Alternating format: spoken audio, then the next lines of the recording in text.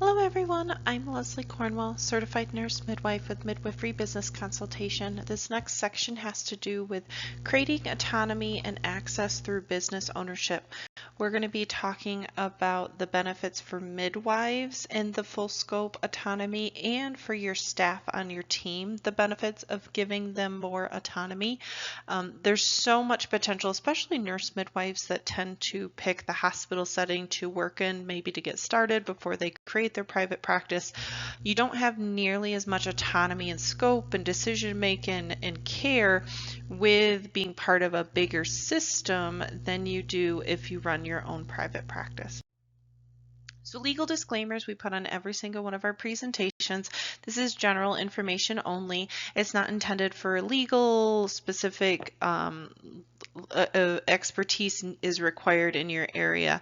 Everybody's rules and regulations are different, and depending on what type of educational background you have, your certifications, your skill set, and the business structure really will determine that individualized situation of what works. We try to keep our information as accurate and timely as possible, so there's no claims that things can change in a year in rules. So we try our best to give you the best information possible that you can customize to your own area. So the objectives of today's conversation has to do with what is autonomy. We hear practice to your full extent, being autonomous, but what does that really mean? The different types of autonomy, why it's so important for autonomy, the advantages to you, the advantages to your staff, and how do you create autonomy within your practice? So let's go to the basics and not make any assumptions. What is autonomy? Autonomy is being able to practice to the full extent of your educational background, your scope. Definitely want to look at your own rules and regulations of your state, because maybe your national certification says you can do X, Y, Z, but there's state guidelines that are more restrictive. So when I'm talking about autonomy, I want you to be autonomous as a midwife to your full scope based on the local standards of your area. And autonomy is important because for you to be able to serve newborns, primary care, well women services, preventative services to the full extent, there's so many opportunities with midwifery practices to add all of our services, not just birth and prenatal and postpartum care. And it has to do with autonomy too to our staff. When we hire people, we want to give them freedom. We want to empower women, empower our staff to have that good work-life balance, be able to be moms, be able to do professional development, be able to be part of a team that's making great things happen in our community, but also being able to have, so that's why I like a lot of my staff to be independent contractors, because it gives them that extent of autonomy. They make their own schedule, we have a conversation, we make projects together and make a win-win situation. So some of your staff will be directly hired by you just because of their role, more of an office manager, receptionist versus like a birth assistant or a midwife colleague. Autonomy increases satisfaction for you, it increases satisfaction for your team. When we're not being micromanaged, we tend to be more creative, we tend to go above and beyond, we tend to be happier, more productive. We'll stay around long term on a project, we'll fight through the highs and lows because we know we can make choices. Control and choice is very powerful mentally and in today's very busy healthcare system.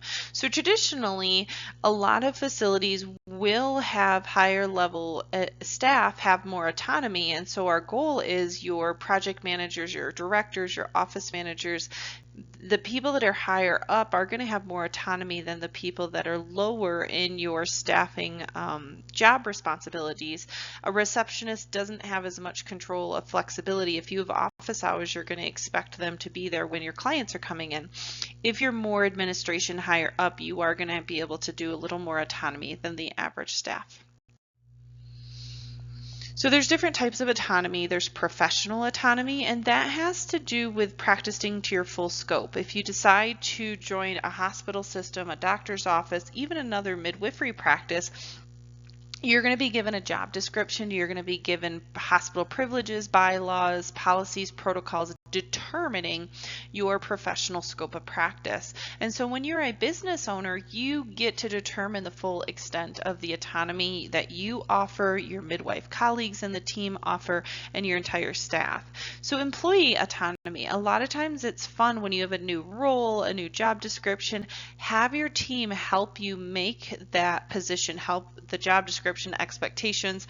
The more autonomy we can give our staff, we give them good training, we give them good tools. You're not expected day one just to hire them and they do their own thing.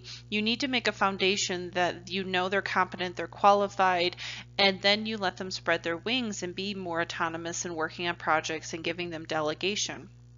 Managerial autonomy, having office managers, having project managers, having people that can really be able to do their thing. They know your mission, they know your goals, they know a tentative timeline, you need XYZ done. They can pick and choose what they're going to work on, when they're going to work on it. They just have an expectation of these things need to be getting done in a certain time parameter. Team autonomy, I mean, when you know that you are not in the office that day, you're doing home visits and your staff is working, having that team autonomy and trust where you're not monitoring them, you don't have cameras, you don't have extensive clocking in and out systems, you have a trust and you have your team respect, it goes a long ways.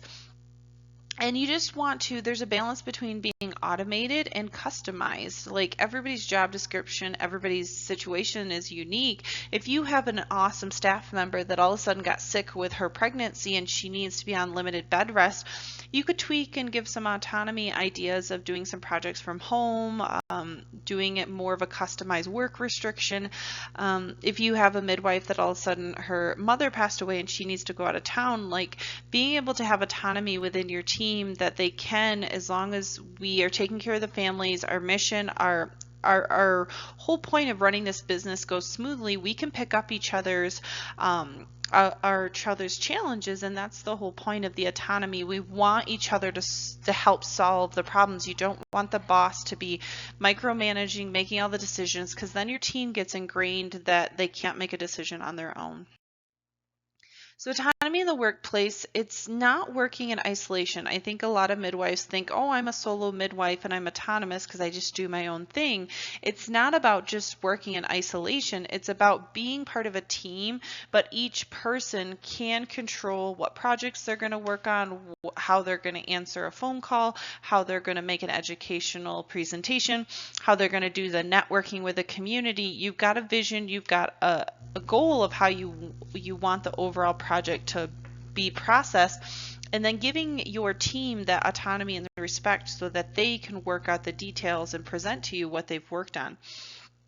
So workers that are able to make more choices, day-to-day operations, how the office flow goes, how to set up the supplies, when your call coverage rotation, are we going to call cell phones, are we going to call pager as midwives, the more autonomous we can make each other, it makes everybody so much happier. So the need for autonomy, especially as entrepreneurs, when you learn yourself how, when you work for a bigger system, it's hard because you're like, okay, this is an outdated policy, this isn't safe, this isn't cost effective. You can't just change it. You have to, okay, this is my paycheck, this is the job description they gave me, this is the current hospital bylaws. If we want to change things, we have to go through this meeting steps and protocols, and it takes time. And when you are autonomous and you're running your own private practice, you can update your policies instantly, you can work on a great project, you can determine your office hours, you can determine what type of patients you want to see, versus if you work in a doctor's office clinic, they're going to tell you, you have 20 minutes to see this type of patient, you have 40 minutes for this type of patient, you have 15 minutes for an ROB. If you're running your own private practice, you can determine, I'm going to do for an initial visit myself. I'm not going to have my nurse in the office do it. I'm going to do it for an hour, hour and a half. I'm going to do future visits 30 minutes. I'm going to do it at home. Versus if I work for another facility, they tell me we can't do home visits. So having that autonomy where you can customize your quality, your services, your relationship with the families, because like in an office clinic, it's hard because sometimes you have to go through the call system versus you want to give a certain client, hey, I'm on call for you, here's my cell phone number. You may or may not be able to do that. So a lot of midwives, we like to be free. We like to offer midwifery services on our terms. We have a desire to not be controlled and micromanaged, and we want to flow that mentality onto our staff and even our clients. We want our clients to be autonomous. We want them to make their own decisions. We be part of the team. We help them. We advocate. We don't want to be making decisions for our staff and our team overall, because we want to have confidence. We've trained them, we've educated, we've been a great resource. And so there's a lot of different reasons, conscious and subconscious, why people start a business, but it really has to do with that autonomy. You can decide when you have a vacation. You don't have to ask anyone. You have to solve your own challenges. You get to make the decisions. You get to make life on your terms, which I think a lot of midwives love to do. So these are many advantages. We love to be happy. We like to be engaged. We can choose. I'm going to work my butt off this winter. You know what? My kids are in school. I'm going to work lighter on the summertime. I am going to determine what my work structure is going to be like. Yeah, we have to think 9 months in advance when we're determining our delivery volume, but you could say, you know what? I'm going to take 8 deliveries a month for November, December, January, but I'm only going to take 2 for June, July, and August because I want to spend more time with my kids. Running your own business, you can do that. You can't go to your boss at a bigger healthcare system and give those same terms. They will laugh at you and they will tell you to go run your own private practice. So you just have to look at the goods and bads of this option, and you determine your work-life balance. You get to determine if you're going to work 100 hours or if you're working 20 hours. You get to determine if people that are working for you get to call you 24/7 if there's an issue, a concern, or you get to put boundaries and expectations of what that looks like. So there's different ways to create the autonomy, getting a good structure, getting good time management, training manuals for your staff. You can have incentives. If there's evaluations, include their projects, include how many times they call in, how many vacations they take. You can give your staff profit sharing bonuses, stocks. You can give them a direct incentive for them working harder and being autonomous and getting that incentive of projects and going above and beyond. Think of professional development. If you want certifications, you want training, you can say, hey, I need 3 people in my team to go to this conference. Who would like to go to it for me? And so that autonomy in the team, you're not just saying, hey, you're my birth assistant and I want you to go to this stable course next weekend. That's very different than, I think it would be great for a few of us that are on the team to get the doula hypnobirthing training. I think it would be great for a couple of us to be LCs. Who would like to be part of that venture? And so that autonomy, that decision making really will improve your staff morale, your the projects that are brainstormed. When your team truly feels they're autonomous within their scope, within their degree, their education, their job description, you want to hire those best of the best people. I always stress I would rather have somebody that is brand new out of school, that is feisty, is visionary, is just has the passion and drive, versus someone that's been doing it for 20 years and they're just worn out, they're burnout, they're just, it's harder to teach an old dog new tricks. Then I would rather initially invest in a newer graduate midwife that has the passion, has the drive, is going to bring far more to the table once we get past that learning curve than someone that's been doing it a while and isn't going to change, and this is the way they do it, this is their terms and their way of flow. That flexibility, like some parts of a midwifery practice, you can provide flexibility, but then there's other parts you can't. So when I talk to midwife colleagues and we talk about contract arrangements, like you can pick which days you want to make your office. Obviously, you want to do it before the schedule is out there. If you want to work Monday and Tuesday, you want to work Tuesday and Thursday, you want to have Fridays off, that's totally fine. But just knowing if we have a birth and we have home visits that are time sensitive, that can't be structured around that flexibility, that we rotate fairly with our on-call situation, and we rotate, okay, who's going to do the weekend home visits this weekend, so you know confidently that you'll have that following weekend off. off. So we do have some flexibility, but when you add birth into the mix, you just have so many variables outside of our control. We can't tell the babies at 2 in the morning, hey, wait till our office opens at 8. It doesn't work that way. So when you choose to do services that aren't around the realm of the birth side, you have tons of flexibility. You can decide to do evenings, you can decide to do your clinic on Saturday mornings, you can decide to do maybe a couple days you open at 7 a.m. and you're done by noon, and you're going to catch a couple of those ladies that can't get work off and would like to come into your office before they go in at 8:30. So you are in control, you determine your schedule. If you just want to be 8 to 5, you want to be 2 days a week, 12 hours, and get in 25, 30 hours in a couple days with your administration and the visits, you can do that. That's the really cool part about running your practice. But just knowing if you're going to add parts to your practice, services like the birth aspect, there's not as much flexibility when the mama needs you to help. You want to create an accountability culture, not one of fear. And so when we talk about autonomy and accountability, if someone says they're going to do a project, they've got a great idea, they're going to come to a meeting in 2 weeks and present it, and they don't come in 2 weeks and present it, you want to have direct accountability. Yes, you want people to be autonomous, but they have to be autonomous in the specific things they said they're going to do. There's a very big difference between poor work productivity and autonomy. Autonomy has to do with completing your task, completing your expectations. You're getting paid to do X amount of things, but you can do them on your terms and your style and your research flow. Things happen, mistakes happen. We're all on a learning curve, and it's how you approach it. It's how you look at the systems. Most of the time there's a mistake, there's a breakdown of communication that has to do with your policies, your protocols, your training manuals, your branding. Looking as a business owner, direct accountability of you, that how do I improve the system so this doesn't happen again? How do we make it so our staff feels comfortable to bring up mistakes, to notice and advocate for systems no matter what level, whether you're the boss or whether you're another colleague at the same level, you want each other to feel comfortable in a culture that we can point out near misses, we can give a different perspective, and we can have conversations with each other respectfully.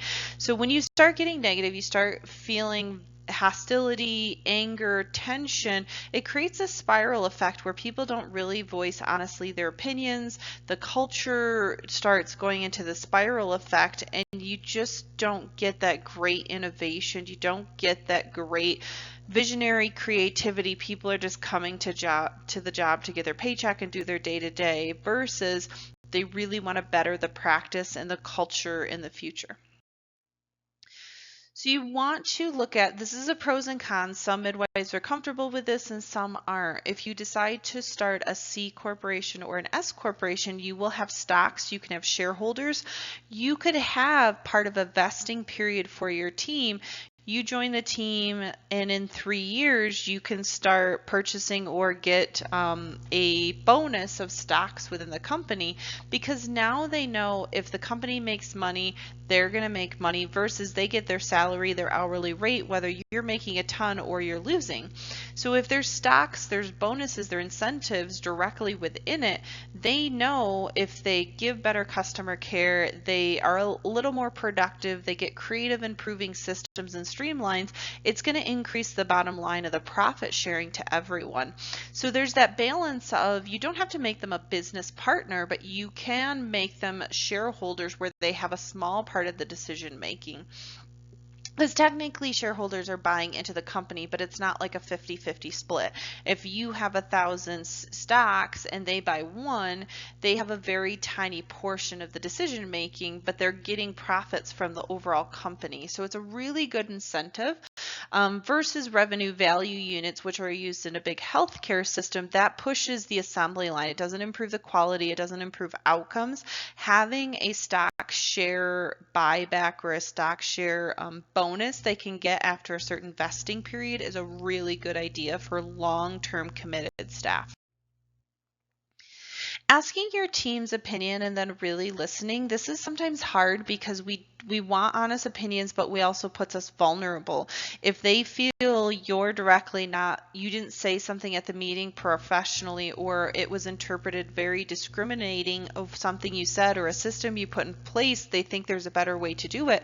You have to be humble, you have to be honest, and truly want your staff to give their honest opinion and not penalize them for giving it. So you want to not just go through the flow and see there's issues and problems and then just have the blame cycle of, well, it's her problem, it's her issue. It always happens with this staff member. Well, I'll fix it later, or it only happens once in a great while, so we're not going to worry about it. You want to take opportunities of near misses, poor customer service, unhappy staff, outdated policies, quality measures very seriously. When you do those surveys, you do those outreach programs, you want your branding, your reputation from the very beginning, the very end to be the best as possible. And so sometimes it comes just from the inside. Your employees will see so much more that customers will not see, and every part of your team will bring a different value and a unique perspective based on their beliefs, culture, and their job role they have within the team. So I really want you to think about, when you have staff meetings, when you have evaluations with your employees, I want it not just to be a one-way street where the boss is telling the evaluation. You want it back and forth. You want opinions, you want feedback, you want a mutual evaluation, you want a mutual staff meeting, you want it to be engaged, that everyone's opinions do matter, and you can make a better product and a better company in the long run by doing that type of mental shift. It's really hard for your staff to be autonomous and to work on projects and to do the best they can if you as the business owner are not giving them proper training. You're so busy, you throw them to the wolves, you have them join your team, and you're like, I need a birth assistant, come help me tomorrow, and they're like anxious, and there's some mistakes that happen in tension. And if you don't give them the proper training, a birth assistant training, certifications, orientation with another team member, a training manual, policies, scripts, it makes it hard for the employees to do the best they can. As far as your midwife colleagues, like, you're going to have different styles, you're going to have different beliefs, but you want to give them access to evidence-based systems. So evidence-based birth, up to date. There's so many wonderful tools out there. Paying portion of their continuing education, paying their regulatory licensure renewals, having staff training, peer reviews, having an opportunity for all of us to grow together. If you don't put those things in place, you don't even have staff meetings, everybody just does their own thing. It is our responsibility. Those are the tools, those are the systems, those are the ways for everyone to practice and to perform at their maximum potential. So we want autonomy, but we also want to make resources available for people in writing to reference, to look at, to know the chain of command of who to go to for XYZ is only going to improve your practice and the team's autonomy and their satisfaction. So there's different ways to communicate, and I think it's really important from the very first day of an interview process to staff meetings to evaluations, you want to consistently communicate your vision and your mission statement. You want it up in your waiting room on the wall, you want it part of all your initial client handouts, you want it in the break room, you want it on the website, you want it somewhere consistently that's referenced, not just as much for your customers, but also for your staff. So if they're bringing you an idea for a project or improving a streamlined thing, you're going to want to reference back to your mission and core values of the practice. Is this something being presented that is in alignment of where you guys want to be and what your services offer? Or do we need to tweak this project idea because currently it does not fit our mission and values? And so you want to have that clear, consistent communication, especially when you start considering firing a staff or disciplinary actions. Having that mission and that vision statement and clear expectations of accountability in writing is really going to help with the professionalism and the smooth transition of new staff and letting go of other staff. You want to take a step back. I think it's hard sometimes for us as midwives. We're so terribly busy, and I did this with my private practice, is you go through the motions day by day. You're like, I'm going to get to the office, I'm going to start seeing patients, I got a chart afterwards, my staff needs some help, but I don't even have time to truly answer their question, and they see how busy I am, so they don't even really ask me questions, and it creates this vicious cycle.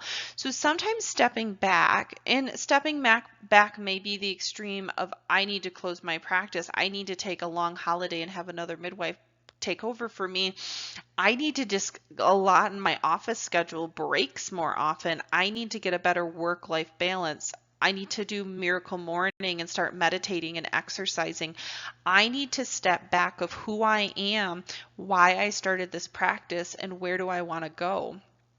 With my private practice I had for a few years, I had to step back. I was losing my identity. I was going through the motions. The systems I had set up were crumbling because I didn't know what I didn't know. And when you step back, your identity of being a mom and a wife and a daughter and anything else but a midwife was slowly getting lost. And so I needed to step back and see, could I fix the practice? Could I restructure it to fit what I needed?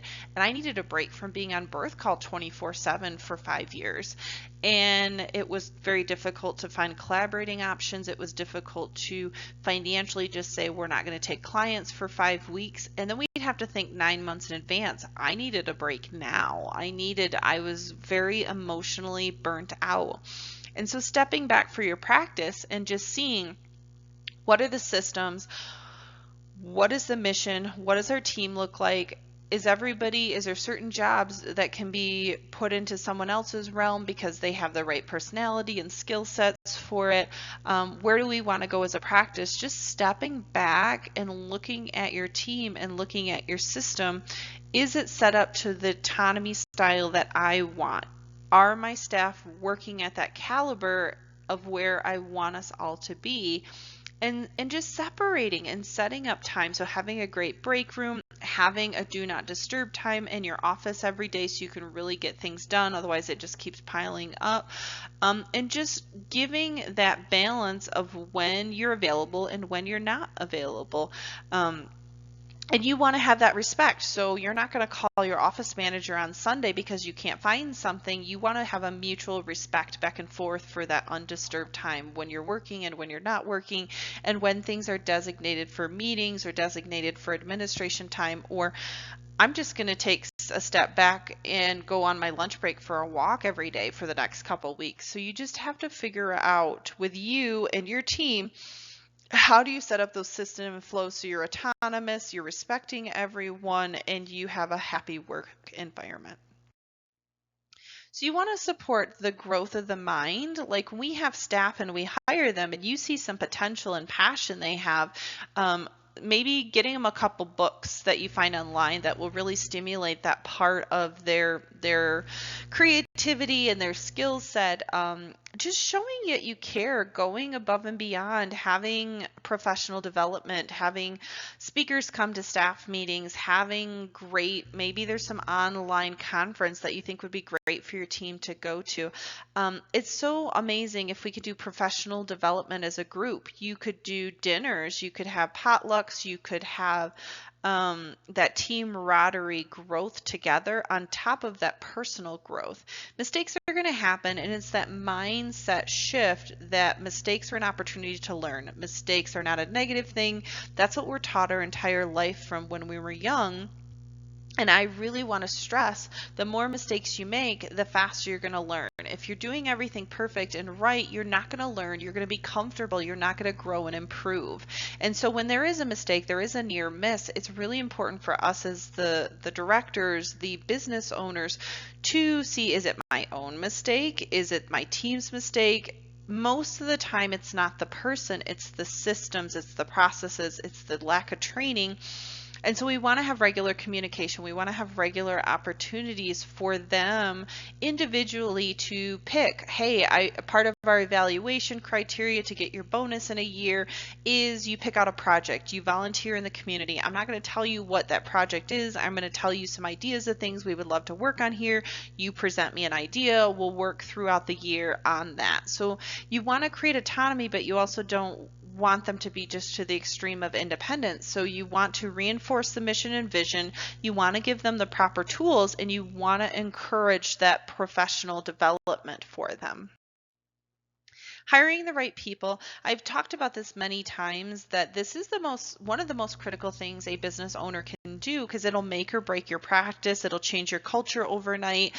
If you just because you have a great resume in front of you, you want to get to know their personality. You want to get to know how they handle tough situations and how that interpersonal relationship with the colleagues goes. Because if you're putting together this vision and dream and you hire a couple people that initially seem great and awesome, but they're not doing their job, their productivity level's low, it's going to affect the entire office, because everybody's not going to want to work their butt off when they know that other colleague is making the same that they are, but they always show up late, they call into work, they sit around and look on their phone. Like, you want to put a caliber and you want to have clear expectations. Even though they're autonomous, these are the things you expect them to get done. So from that interview process, from staff meetings, from a clear disciplinary expectation, if you call in X amount of times, we go into this algorithm of disciplinary. If there is a productivity level, or you're not attending staff meetings, you're not doing XYZ part of that job description, that's part of those clear communications. So you want to improve autonomy. You want to advocate for people that are hard workers, visionaries, they're passionate about what you're doing. Training is the easy part. So supporting that professional development, we already talked about it, and it's like communication styles, negotiating, career development. I love to hire birth assistants, receptionists that want to be doulas, want to be lactation consultants, want to be midwives in training, because I'm looking at them as a long-term investment. I want people that are going to grow with our practice and see it from both angles. I want midwives to join our team that have been receptionists, been birth assistants, been on all angles. That's their orientation, that's their love and passion. So that's part of that, my personal opinion, when I do the professional development discussion. Do they want to be a receptionist their entire life? Which is fine. But my goal is to hire people that professional development, always growing, always learning. Where is their ultimate vision of where they want to be, and how can I help them create that?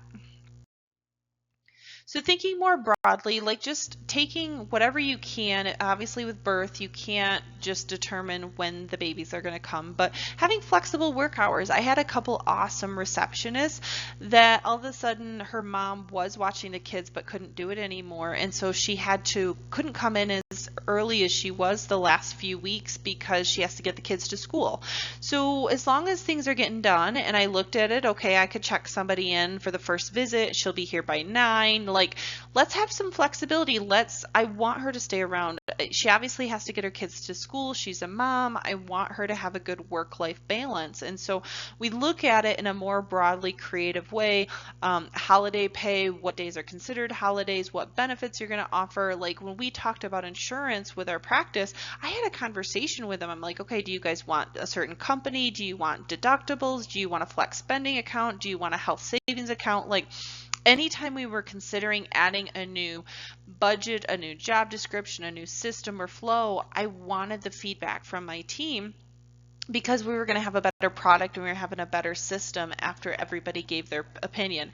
I don't want to get a high deductible insurance plan when everybody else doesn't want that. So I really want to stress, you want to think creatively, you want to think more broadly, and you want autonomy among yourself and your team, and for them to feel comfortable bringing those conversations. Like even the location extent, some of your team, especially if they're working on projects, they're higher level in administration, there's no meetings. If they're going to sit in their office all day, why can't they sit in their office at home? When you build that relationship, you have that trust, you know they're a hard worker, you know they're going to get things done. It's only going to help with that relationship, especially with COVID. we really wanted to limit that human interaction as much as possible. So it was hybriding, it was more telemedicine, it was more, you can do telemedicine from anywhere. You don't have to sit in the office. You could sit at your home as long as you have access to the internet, the resources, the EMR system. So getting a hybrid location flexibility for your staff, as long as things are getting accomplished. You have a couple locations, like where do you want to be this day, who wants to be here, like you work as a team to take care of the clients and do it what works best for each person's role on the team. So higher autonomy can build greater resilience. I think as midwives, and when we are around birth and it's being available 24/7, 99% of the time it's the best thing in the world. But, there are once in a while bad outcomes, there's dissatisfied clients, there's a lot of emotional strain. And so we want to build resiliency. We want to create advocacy for our staff. We don't want them to burn out and get stressed and frustrated and have anxiety and depression. We want autonomy among ourselves. That's why we become business owners, but we also want that balance of autonomy and respect for our team members. So if you do a lot of micromanaging and you don't give a lot of choice for your team and you're telling them exactly what they have to do all the time, they learn to be dependent on you, and then you're going to get more questions asked of you. You're going to need to micromanage. It becomes this vicious cycle.